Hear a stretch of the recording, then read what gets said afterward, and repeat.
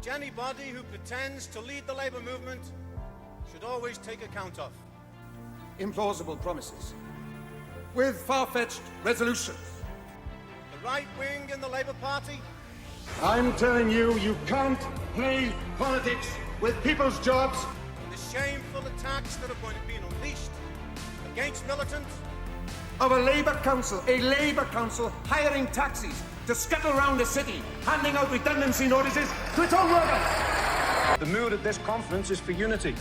You cannot have unity and a purge at the same time. In 1921, the Labour Poplar Borough Council, elected on a socialist mandate, took a bold stance against unfair taxation practices and refused to increase the rates of its residents, citing the pressing issues of poverty and unemployment prevalent amongst its residents, a refusal that led to the arrest of 30 councillors who fought and won the campaign behind bars. Knowing the sentiment of those Poplar Labour councillors, it is better to break the law than it is to break the poor. There are no phrases more endemic of the nature of the motives and events that took place in Liverpool during the 1980s. It was a Labour City Council, elected on a socialist mandate, that opted not to raise the rates in Liverpool, and instead they implemented a deficit budget, or what they would refer to as a needs budget, with aims of protecting jobs and services and the well-being of Liverpool and its residents. However, these actions resulted in the councillors facing surcharges, expulsions from the Labour Party. At the heart of Liverpool City Council was a tendency in the Labour Party, a Trotskyist group called Militant tendency, named after their newspaper, The Militant, which was founded in 1964.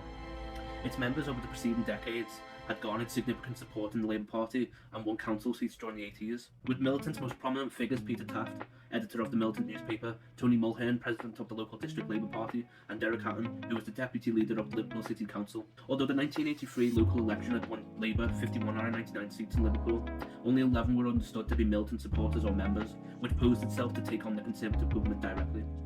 Their conflict would be fought on two sides, with pitched tents between Margaret Thatcher's Conservative government on the issue of a deficit budget, and against Neil Kinnock, the then Labour Party leader, who wanted the tendency expelled due to allegations of breaking party constitution. To unravel everything, we will need to delve into all the avenues and angles that took place during this period, predominantly the years between 1983 and 87, when the militant tendency were most active in the Labour Party.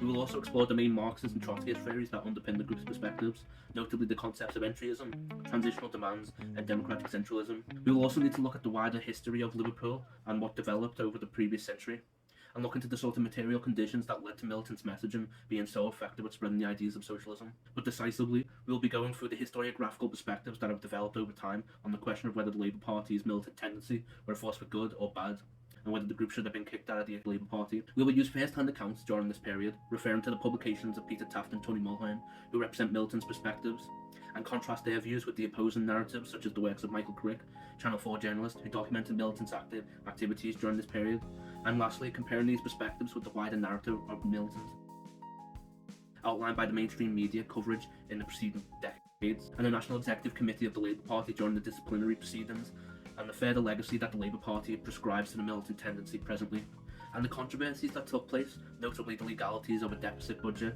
that the council put forward in 1984-85, the redundancy issue that divided the city, and broadly the fragmentation of the left in UK politics after this period. Now, entrenched views are still prevalent presently today, with some revering this period as a signpost in working class history as to what is achievable under a socialist programme, and on the opposite end to what sort of chaos could ensue if a well-organised and principally Marxist group took control of local government. Liverpool, a city steeped in history and melting pot of cultures, was in the 20th century a thriving industrial hub with its bustling docks and factories driving the economy forward. However, the history of Liverpool has also been marked as a city of resistance to Westminster, adopting a unique identity of local autonomy and independence, frequently being the hotbed for working class movements across the country. Notably, one of the first instances of this culminated in what is referred to as the first general transport strike in 1911, as Matthew Thompson puts it, experimenting with new forms of revolt and resistance, leading in turn to new forms of social organisation. And over 100,000 workers in Liverpool participated in the transport strike, the significance being that it transformed trade unionism across Merseyside. At the end of World War II, Liverpool emerged from the conflict with scars that ran deep. Matthew Robinson states that in the 1960s, Liverpool essentially became the working class capital of the UK.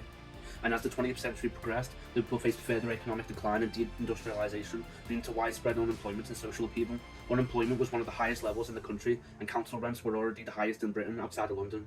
And Liverpool was also suffering from some of the worst housing conditions in the whole of Europe. Now, during this period, Liverpool became the testing ground for every experimental housing plan. Michael Parkinson outlines how the people of Liverpool often fell victim to these plannings with such projects like Jim Callaghan's Traditional Urban Programme, Peter Walker's Inner Area Studies, And 2 decades of these policies had not substantially improved the city's problem, and by the 1980s unemployment had also rose to 20%, significantly higher than the national average. Now all of these issues had been bubbling, and finally burst into the toxic riots of 1981, driven by disproportionately high unemployment rates in the black community, poverty, and race tensions with the police, culminating in a period of rioting. What is clear is that there was endemic and structural issues facing Liverpool, and in the words of Michael HIS3039, Conservative Secretary of State for the Environment, in a declassified document to Margaret Thatcher in 1981, it took a riot for the government to take note of the conditions prevalent in Liverpool.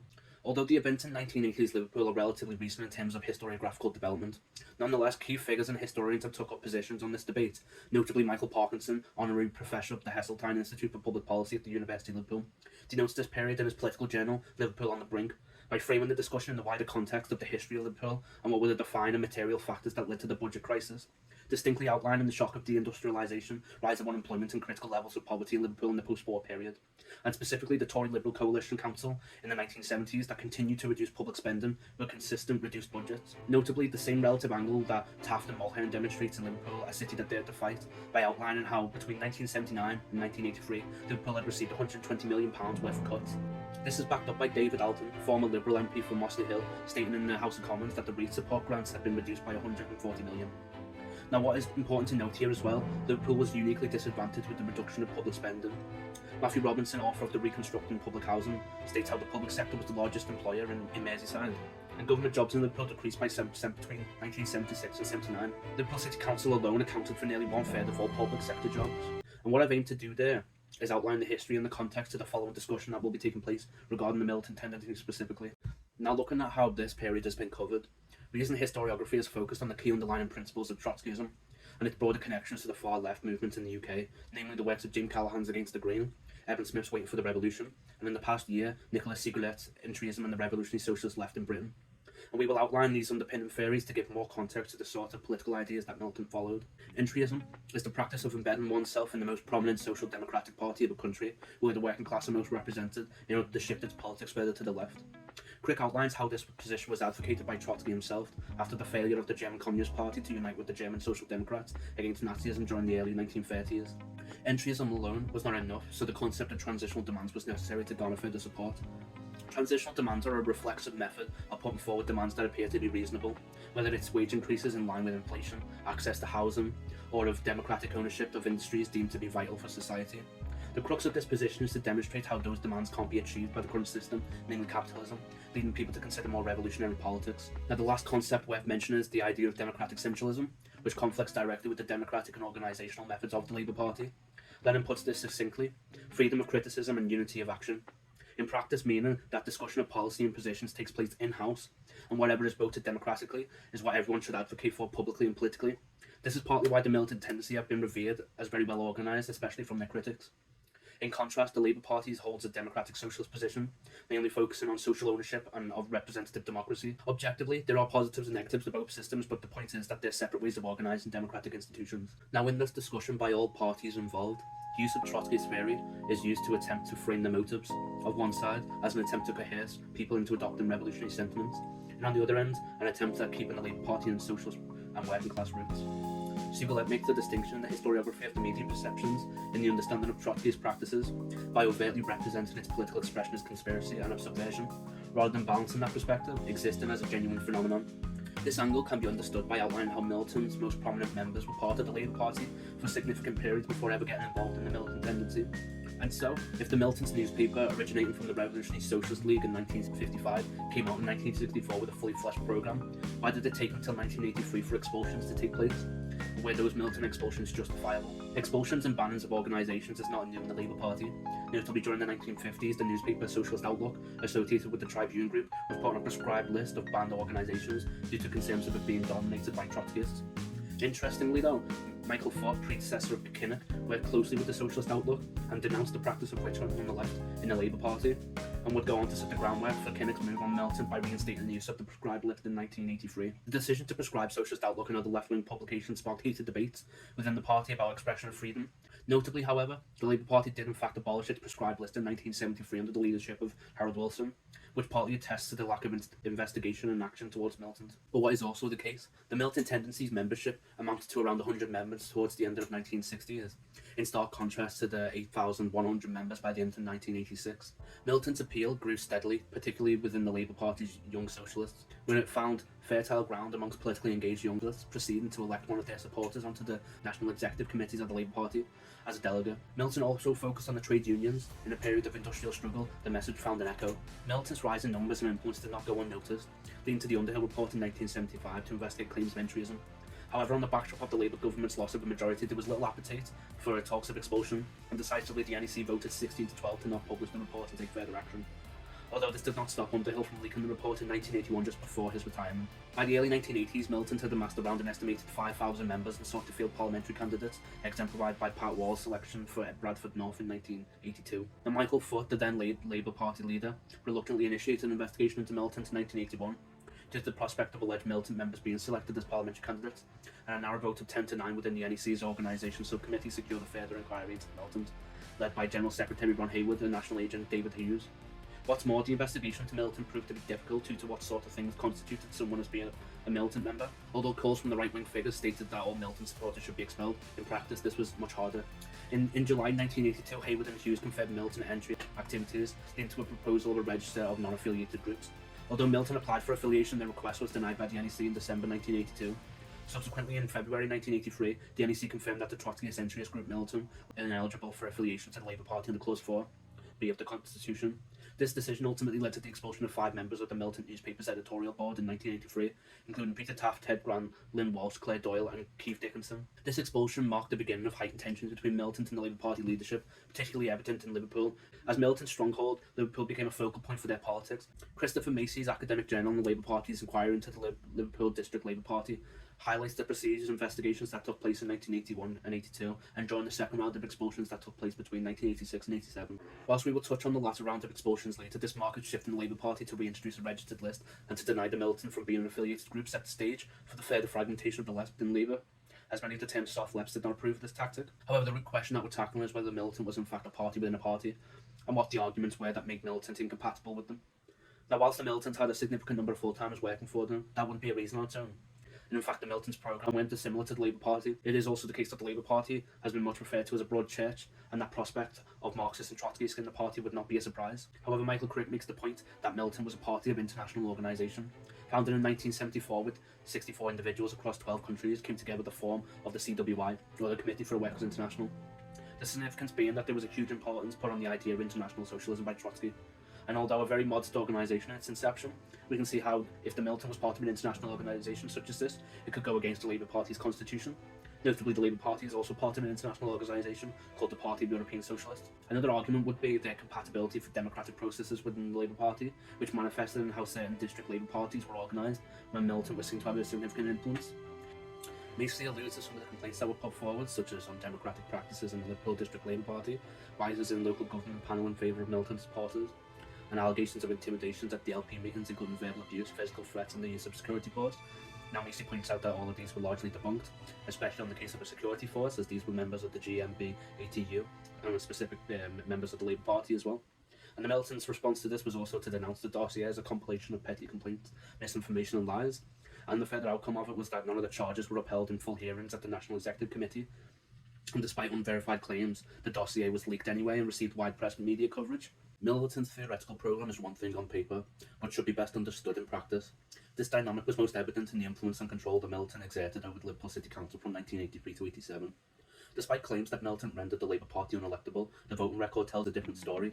In 1983, amongst national trends favouring the Conservatives, Liverpool swung dramatically towards Labour, with the party securing a majority on the council.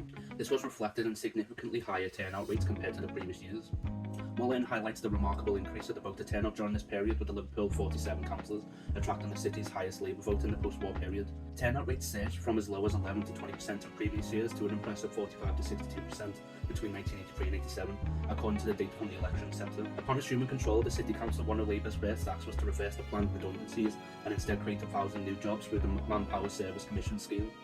Additionally, the council secured funding from the government in 1984 with their needs budget, enabling further initiatives such as the construction of parks and sports centres in working class areas.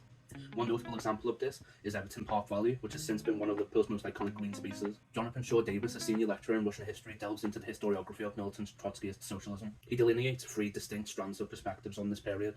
Firstly, Davis highlights the views of the militant members and the councillors directly involved in the struggle, who celebrate the achievements of this era, where the council actively tackled pressing issues such as housing, unemployment and poverty. Secondly, he discusses the perspectives of staunch critics like Crick, Labour politician Peter Kilfoyle, and government ministers who would clash directly with the council. These critics argue that Militant's radical agenda made the Labour Party unelectable and undermined the city's economic stability. Lastly, he addresses the sociological perspective, which sympathises with the challenges faced by the Labour-run council. Given Liverpool's history of dire socio-economic conditions, scholars in this camp argue that the council was confronted with daunting obstacles, including chronic unemployment, housing shortages, and government austerity measures. They view Militant's policies as an attempt to address these deep-rooted issues. The sociological angle is represented well in the House of Lords debate that took place in 1985, notably Lord Dean of Bestwick, stating that cities such as Liverpool had lost 1.5 million for every week the government had been in office. Lord Graham of Edmonton also makes reference to what Parkinson suggests about the preceding Liberal-Tory Council coalition and its consistent reduction in expenditure, further taking a sympathetic tone, stating that it was impossible for the councils to meet the demands of its people whilst uploading the manifesto pledges. Minna Tudwell-Jones adds depth to this analysis, emphasising the council's ambitious urban regeneration strategy, which focused on council housing-based initiatives. The achievements of this strategy were recognised by housing experts despite disagreements with the council's political programme. The Post on the 12th of September 1985 even carried the headline, "House Proud, City has got it right." Now, Tony Bryan, a Militant councillor, emphasised the council's focus on addressing practical needs for improvement. "I can't do anything to locate a new factory in Speak or anywhere else. What we can do is deal with unemployment and the environmental living conditions within the limits of our capabilities." This underscores the council's pragmatic approach to address local challenges despite constraints. In 1983, the Liverpool City Council achieved a Labour majority, but it wasn't until April 1984 that they could propose an alternative budget to address pressing issues, resulting in the deficit budget. Notably, in 1984 and 85, 50,000 people rallied in support of the deficit budget that was proposed. Following negotiations with the government, Patrick Jenkins, Secretary of State for the Environment, visited Liverpool and witnessed the dialectic conditions. He allocated an extra 60 million to tide over the budget deficit, allowing the council to set a rate on July 11th. Jenkins promised further funding for the following year, stating, "I can give you an assurance that I will do my very best to ensure the allocations up to Liverpool next year." However, despite this victory, the council found itself in a similar position in 1985, realising that their capital allocations would be reduced. With the deadline for setting a rate approaching, the council had a few options: cutting jobs and services, increasing rent, or seeking further funding from the government. The events surrounding the 1985 budget stirred controversy and required careful consideration.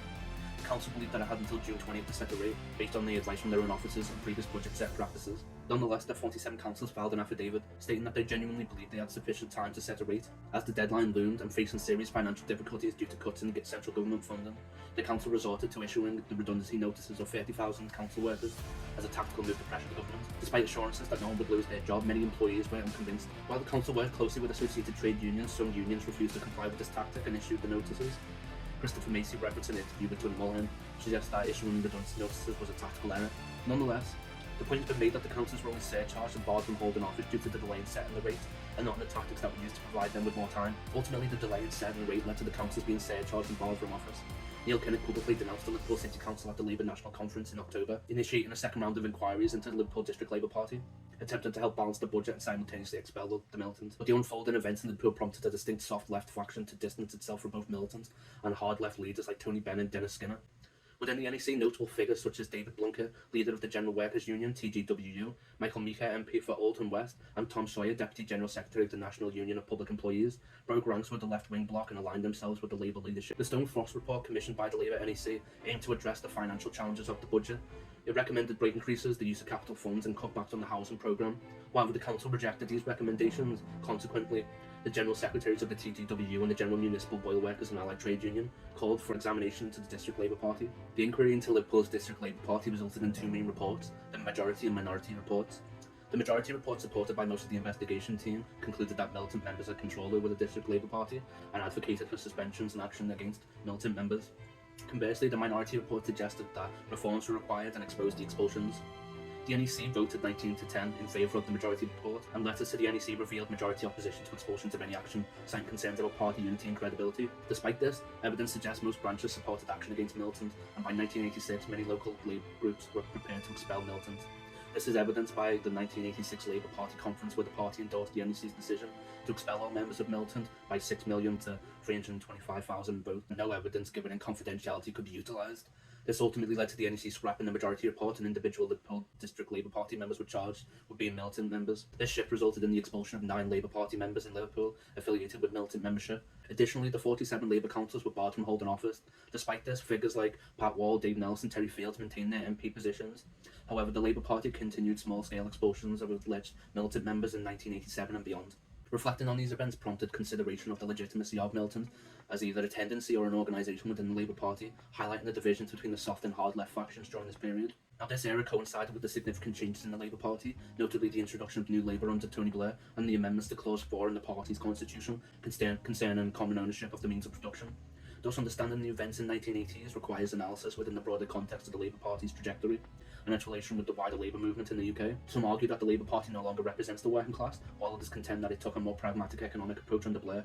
Nevertheless, the expulsions of Militant members aligned with the Labour Party's shift towards the centre. The role of the media in exacerbating the developments in Liverpool is noteworthy. Bill Sumner's analysis using Noam Chomsky's propaganda model highlights how the media, running the interest of wealthy elites, pursued the specific political ideologies, notably the right-leaning newspapers like The Times, owned by Rupert Murdoch. Sumner argues that these outlets had a vested interest in curtailing the Socialist City Council due to the sharp criticism of capitalism.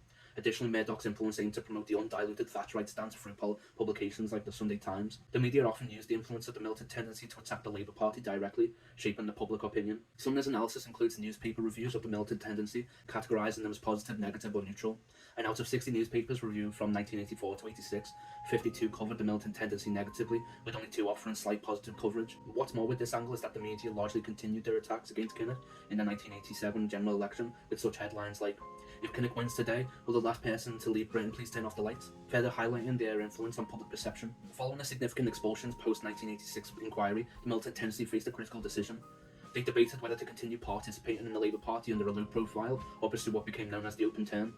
This internal conflict led to a split in the organisation, resulting in the formation of a new electoral body, Militant Labour, operating from 1981 to 97, which eventually evolved into the Socialist Party. Conversely, another faction led by Ted Grant persisted in practicing entryism into the Labour Party. In the broader context of the UK Labour movement, the removal of Militant could be viewed as a factor that facilitated the Labour Party's election in 97. However, this argument overlooks certain nuances, particularly the restructuring of the Labour Party. Notably, the introduction of NHS privatisation and the amendments to Clause 4 underscored Labour's shift away from traditional socialist principles towards a more centrist pro-business stance. Despite being nearly a century old at this time, the shift in the Labour Party's constitution was profound. Peter Taft argues that the present conditions in the Labour Party no longer align with the Militant tendency, with the reconstructing of Labour Party's Young Socialists, the abolition of the district Labour parties, amongst other structural reforms, had necessitated a shift in approach. Moreover, reflecting on the Militant's tendency's evolution, it grew from a relatively insignificant organisation into a significant force in the 70s and 80s. Its centralised and organisational approach, coupled with active struggle and the prospect of expulsions, enabled it to become a de facto party within a party. Arguments have been made regarding the Militant tendency's connection to international organisations, which may have discounted them from eligibility. The evolution of Militant tendency into the Socialist Party marks a significant development, also in attempting to form a new mass workers' party. And without the legacy, funds, and the history of the Labour Party no longer backing them, support for their ideas will be tested at the ballot box and in the trade union. Now, several questions arise when reflecting on the expulsions and Militant tendency from the Labour Party. Questions like, should they have been expelled? Should they have been surcharged and barred from office? And were they a legitimate, genuine force for good? And what perspectives can be taken when looking at the wider Labour movement in the UK? In reflecting on a tumultuous period marked by the presence of Militant within the Labour Party, it becomes evident that the organisation operated as an entity within the larger political framework. While its roots in the working class traditions of the Labour Party were undeniable, the practices and ideology of Militant often diverged from the mainstream Labour ethos. The struggle waged on the council led to both notable improvements and controversies, with the media playing a significant role in exacerbating tensions. These discussions underscored the complexity of this period, with the present Labour Party treating as an open-air secret, while the Socialist Party reveres it. And Tony Benn's defence of Militant as a legitimate strand of thought within the Labour Party raises important questions about the ideological diversity and democratic principles of the Labour Party. However, the secretive and disciplined nature of Militant's politics, influenced by Marxism, Leninism and Trotskyism, often clashed with the Labour Party's democratic traditions. The presence of Militant within the Labour Party raises broader questions about the boundaries of acceptable political engagement within the party. If Militant's actions were deemed to breach Labour Party rules, then similar scrutiny should be applied to other pressure groups within the party. This underscores the need for a nuanced understanding of internal party dynamics and the diverse range of political perspectives that contributed to its evolution.